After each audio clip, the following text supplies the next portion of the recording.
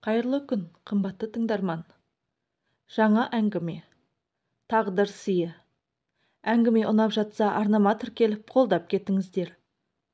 Тағы да сол кеш, сол үнсіздік.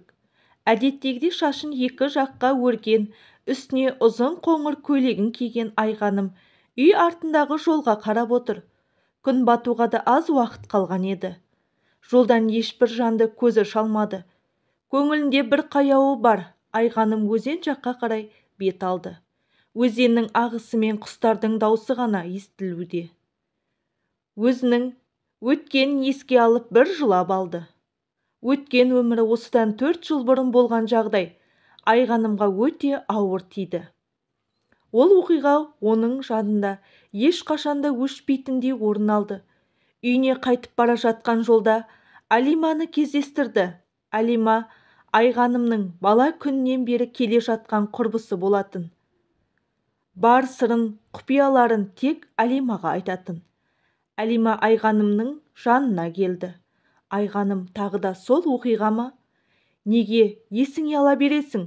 Болды, ұмытшы бәрін. Сені алда жарқын болашақ күтіп тұр. Әлі-ақ бәрі жақсы болады. Қалай жақсы болсын, Алима? Менің өткен өмірімдегі жағдай болашағыма да өз кесірін тигізері айдан анық нәрсе емес пе? Сен оқуыңды енді ғана аяқтадың ғой. Енді сол мамандығың бойынша өз жолыңды табуға әрекеттеніп көрші. Сенің қолыңнан бәрі келеді. Мен саған сенемін, Айғаным. Жүр, үйге қайтайық. Тым кеш болып кетті, жүре ғой. Алима Айғанымның көңілін табу үшін еш аянып қалмады. Бірақ 4 жыл бұрынғы жағдай Айғанымның жанынан қатты батты. Оқиға жалғасын тапсын ба? 4 жыл бұрын қандай оқиға болды? Енді Айғанымның болашағы қандай болмақ? Бәрін осы әңгімеден біле аласыздар. Алима Айғанымның көңілін табу үшін аянып қалмады. Бірақ 4 жыл бұрынғы жағдай Айғанымның жанына қатты бататын. Осыдан 4 жыл бұрын Айғаным мен Алима 11-ші сыныпты қызыл аттестатқа бітірген болатын. Екеуі сондай бақытты, тіпті қандай мамандық таңдайтындарын да бірге жоспарлап қойған болатын. Кеш қызықты өтіп жатты. Bir кезде қатты дауыс естілген болатын. Барлығы ештеңе түсінбей, жан-жақтарына қарап қалды. Ес-түссіз жатқан Айғанымды және жанында бір нүктеге қарап қалған Даниярға көздері түсті. Данияр Айғанымның сүйген жігіті еді. Екеуі бір сыныпта оқитын. Барлығы олардың жанына жиналып, не болғанын сұрады. Айғанымға оқ тиген болатын. Алима, тезірек жедел жәрдем шақыр. Айғанымды ауруханаға алып кетті. 2 сағаттың ішінде ота аяқталды. Ота сәтті шыққан болатын. Бірақ та дәрігердің жайсыз хабары да бар болатын. Дәрігер Айғанымның жүкті болған және ішіндегі шақалақтың іштен шетінеп кеткенін айтты. Ең өкініштісі, ол енді бала көтере алмайтын болды деді. Айғанымның ата-анасы бұл жағдайды естіп, қатты есеңгіреп қалды. Олар Айғанымнан теріс айналды. Осы сәттен бастап Айғаным жалғыз қалған болатын. Айғанымға кім және не себепті оқ атты? Осы сәттен бастап Айғаным жалғыз қалған болатын. Айғаным енді көзін ашып айналасына қараса, ата-анасы Алима және Данияр тұр екен. Еш қайсысы үн қатпады. Айғаным, анашым, не болып қалды? Неге үндемей тұрсыздар? Анасы Жанар үндемей көзіне жас алып, бөлмеден асыға шығып кетті. Артынан әкесі де шықты. Бөлмеде Алима мен Данияр қалған болатын. Екеуі де үнсіз. Айғаным, Алима, не болып кетті? Маған кім оқ атты? Анашым неге жылады? Жауап берші. Айғаным, сен бұл жағдайды естігенде қандай жағдайда болатыныңды білмеймін. Бірақ та айтуға тиіспін. Сенің аяғың ауыр болыпты ғой. Маған неге бұл жайлы бір ауыз айтпадың? Не дедің? Менің аяғым ауыр болған ба? Иә. Және саған оқ атылғанда сенің ішіңдегі нәрестенің шетінеп кетті. Ең өкініштісі, сен енді айтсаңшы, не болды? Сен Бала, көтере алмайсың. Айғаным бұл сөзді естігенде есеңгіреп қалды. Көзінен жасы тоқтамады. Ал Даниярға мұңды көзбен қарады. Данияр, бұл қалай болды? Маған кім оқ атты? Және мына сәби. Айғаным, мені кешірші, бірақ та мен болашақта ұрпақсыз қала алмаймын. Сондықтан қош бол, сау бол деп кете берді. Айғанымның ата-анасы да ел-жұрттың мазағынан қорқып, Айғанымнан теріс айналды. Айғаныммен тек жан құрбысы Әлима ғана қалды. Әлима, енді не істеймін? Қайда барамын? Өмірімнің астан кестеңі шықты ғой. Айғаным, мен сенің жаныңдамын, уайымдама. Ең әуелі ауруханадан шығайық, сосын саған кімнің оқ атқанын анықтаймыз. Ал қазір сәл тынығып ал. Айғаным түнімен жылаумен болды. Әлима болса, оны сабырға шақыруға тырысты. Осылай таңда атты. Екеуі ауруханадан шығып, Әлиманың үйіне барды. Әлима бірден түскі ас даярлауға кірісіп кетті. Ал Айғанымда болса үн жоқ. Не сөйлемейді, не жыламайды. Бір нүктеге қарап отыра береді. Әлима, Айғаным жүр. Түскі ас ішейік. Әлима үндемеді. Айғаным, кел болсаңшы, Айғаным. Айғаным тіл қатпаған соң Әлима оның жанына келді. Айғаным болса, сол бір нүктеге қарап әлі отыр. Айғаным, болған жағдайдың бәрін ұмытшы. Енді алға ұмтылу керек. Мен полицияға хабар бердім. Олар ертең келіп сенен түсініктеме алады. Әлима кім оқ атса да, енді оны анықтағаннан не пайда? Болар іс болды, бояуы сіңді. Ол адамды анықтағанмен енді не өзгерер дейсің? Мен Даниярдан осындай әрекетті күтпеген едім. Мен оған сендім емес пе? Сонда оның маған деген сезімдерінің бәрі жалған болған ба?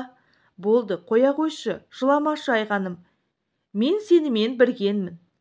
Әлі екеуміз оқуға түсу керекпіз грантқа. Сол себепті еңсеңді көтер, болашаққа ұмтыл. Екеуі біраз жер тарқасып, түскі астарын ішуге кірісті. Әлима түстен кейін Даниярмен кездеспекші болды. Ол Даниярға қатты ашулы болатын. Әлима Даниярдың үйінің жанына келгенде, Данияр да сыртқа шығып бара жатыр екен. Данияр, сәлем. Мұнда не істеп жүрсің? Сәлем. Сенімен сөйлесейін деп едім. Ұзақ әңгіме бар. Жоқ, қолым бос емес. Айтарың болса тез айт деп Данияр әңгімеден жалтара бастады. Сен Айғанымға бұлай істеуге қалай ғана дәтің барды? Мектепті енді ғана бітірген өрімдей жас қыз емес пе? Сені осылай жасайды деп үш ұйықтасам да түсіме кірмепті. Барып тұрған жексұрын екенсің. Айғанымнан қандай жамандық көріп едің? Оны қойшы. Сен маған мынаны айт. Бітіру кешінде сен Айғанымның жанында тұрғанда оған оқ атылды. Сен оқ атқан адамды көрдің бе? Тыңда, Әлима. Мен Айғанымды шынымен де жақсы көріп едім. Бірақ та маған болашақта сәби сүйгізе алатын қыз керек. Сәби сүйгізе алмайтын қыз керек емес. Мен де әке болғым келеді. Тіпті Айғанымға үйленген күннің өзінде ата-анам оны ешқашан келін ретінде қабылдамас еді. Ал мен ата-ана разылығын алмай бақытты бола алмаймын. Бітіру кешіне келер болсақ, мен онда кімнің оқ атқанын білмеймін. Аяқ астынан болған нәрсе. Енді маған келме. Менің өз жауабымды айттым, деп Данияр асығып кетіп қалды. Әлима болса ештеңе түсіне алар емес. Айғанымда кімнің сонша аразы бар екенін біле алмай қойды. Тіпті полицияда Айғанымнан түсініктеме алғанымен ештеңе де анықтай алмады. Айғанымның өз-өзіне келуіне бір айдай уақыт кетті. Олар бір колледжге оқуға түсті, грант тұтып алды. Айғаным бастауыш мектеп мұғалімдікке, ал Әлима болса балабақша тәрбиешісі мамандығына түсті. Даниярдың үйінде Данияр түнде шөлдеп су ішкісі келіп, ас үйге бара жатқан жолда ата-анасының әңгімелерін құлағы шалып қалды. Олардың әңгімелерін естігенде төбесінен жай түскендей жағдай болды. Ең жаман адам сезінді. Данияр келген бетімен білдіртпей бөлмесіне кіріп қайтты. Ол не істерін білмей дал болды. Данияр, сонда Айғанымның қазіргі жағдайына мен кінәлімін бе? Ата-анама қоңырау шалған кімдер? Әкем оларға көп ақша қарыз болып, соны қайтара алмағандықтан олар мені өлтіреміз деп бопсалаған ба? Және маған тиетін оқ Айғанымға тиген бе сонда? Менің кесірімнен Айғаным сәбиімізден айырылды ма? Мен Айғанымға үйленетіме толықтай сенімді болдым. Оны шынайы жақсы көрдім, ал ол қиындыққа тап болғанда мен қашып кеттім. Маған не болды өзі? Данияр қатты мазасызданды. Ол енді не істерін білмеді. Айғанымға қайтадан барса, оны кешірмейтінін білді. Данияр осы жағдай үшін күнде өзін жазғара берді. Ол ақылынан адаса бастағандай болды. Тіпті терезеден секіріп өлмекші де болды. Данияр түнде өзінен өзі сөйлей бастады. Көз алдына неше түрлі заттар елестеп, денесі дірілдейтін болды. Оның ата-анасы баласының мұндай күйіне шыдай алмады. Данияр жындыханаға жатқызды. Бұл жағдайдың барлығын Айғаным кеш естіген болатын. Ол сырттай оны алаңдамайтын болып көрінді. Бірақ та оны Даниярдың жағдайы Айғанымды қатты алаңдатты. Міне, осылай 4 жыл өте шықты. Айғаным мен Әлима оқуларын аяқтады. Әлимаға жігіті үйленуге ұсыныс жасаған болатын. Әлиманың 2 айдан соң үйлену тойы. Ол өте көп ойланатын. Кейде жылап та. Осылай уақыт өтіп жатты. Айғаным өз ауылының мектебіне мұғалім болып орналасты. Әлима тұрмысқа шықты. Айғаным мектептен үйіне келіп түскі ас дайындап жатқанда, есік жақтан Айғаным деп біреу шақырғандай болды. Айғаным кім деп барып қарағанда есеңгіреп қалды. Айғанымға келген Даниярдың ата-анасы болатын. Айғаным, сіздер ме? Мұнда не істеп жүрсіздер? Не себепті келдіңіздер? Айғаным, қызым, қалың қалай? Сенімен сөйлесетін әңгімеміз бар еді. Жақсы, үйге кіріңіздер. Қонақ бөлмеге барғалып, барлығы жайғасып отырды. Даниярдың ата-анасы, Айғаным, осыдан 4 жыл бұрынғы жағдай бәрімізге де ауыр тиді. Сен өзіңнің хабарың болмаған балаңнан айырылдың. Ал біздің Даниярымыз ақыл естен айырылды. Ол сені қайта-қайта айта берді. Сенің осы жағдайға тап болғаныңа ол өзін кінәлі санайды. Негізінде Айғаным, қызым, саған атылған оқ байқаусызда болған жағдай. Ол оқ Даниярға тиюші еді. Бірақ сен оны құтқарып қалдың. Біз саған қарыздармыз. Не? Сонда қалай болған? Даниярға соншалықты кімнің өші бар еді? Даниярға ешкімнің де өші жоқ. Біз бір адамға өте көп ақша қарыз едік. Ол адам ақшаны тез арада қайтармасаңдар, Даниярды өлтіреміз деп айтты. Айғаным, қызым, бізді кешіре алсаң кешірші. Өтініп сұраймыз. Сонда менің қазіргі жағдайыма сіздер кінәлісіздер ме? Қызым, бізді кешірші. Біз кінәмізді жуып шаямыз. Сен Даниярға тұрмысқа шыға аласың ба? Білем, оның қазіргі жағдайы мәз емес. Дегенмен оның жанында сүйеу болсаң, ол тезірек емделіп шығады. Біз де оның қазіргі жағдайын көріп, қатты күйінеміз. Қызым, біз саған басқаша көмек бере алмаймыз. Біздің өтінішімізді қабыл аласың ба? Менің әзірге берер жауабым жоқ. Ойлануға уақыт керек. Жақсы, қызым. Бірақ бір шешімге келіп, жауабын айтарсың. Сау бол. Сау болыңыздар. Осылай Айғаным терең ойға сүңгіді. Бәрін ой елегінен өткізді. 3 күннен кейін ол өз жауабын айту үшін Даниярдың үйіне барды. Айғаным үйдің есігін қақты. Үйдің ішінен Даниярдың анасы шықты. Қызым, келдің бе? Үйге кір, төрлет.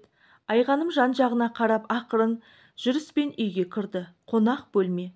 Айғаным, алтын тәте, мен ұзақ ойландым. Ойлана келе Данияр екеуміз тағдырдың өзі бір болуды жазғанын түсіндім. Мен қайда барсам да, қайда жүрсем де Даниярға байланысты заттар, оқиғалар айналып келе береді. Тағдырдан қашып құтыла алмайды екенсің.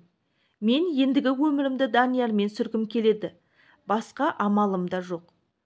Өйткені Өткеннің бәрін ұмытып жаңа өмірге аяқ басқалы келдім. Қызым, өте дұрыс шешім қабылдадың. Мені бүгіннен бастап апа деп атауыңа болады. Жақсы апа. Осылай Айғаным мен Алтын тәте тіл табысып кетті. Айғаным Даниярдың үйіне көшіп келді. Айғаным мен енесі күнде Даниярға барып тұрды. 2 айдан соң Айғанымның ықпалымен Данияр емделіп шықты. Айғаным мен Данияр үйлену той күні болатын уақытты белгілеп қойды. Бірақ Айғанымның іштей уайымы бар еді. Ол осыдан 4 жыл бұрын өзінен теріс айналған ата-анасы болатын.